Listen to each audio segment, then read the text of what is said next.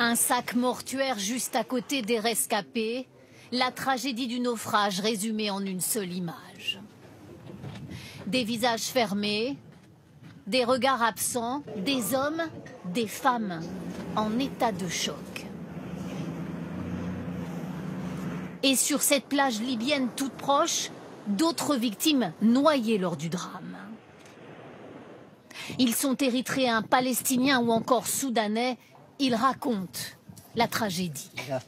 Dans l'après-midi, on a quitté la Libye pour rejoindre l'Italie. Mais après 1 heure de navigation, on a commencé à couler. Et beaucoup de gens se sont noyés.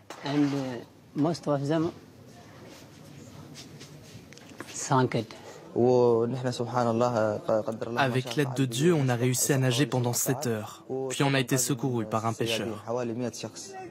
62 corps repêchés pour l'instant, des dizaines de disparus. Un naufrage survenu à 8 km seulement des côtes libyennes, au large de la ville de Homs.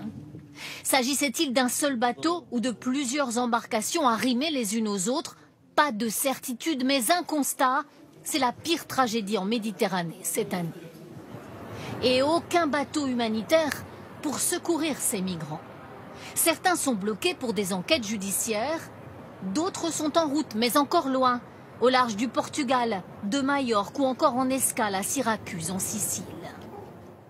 Et pour ajouter au malheur, ces rescapés sont désormais retenus en centre de détention en Libye.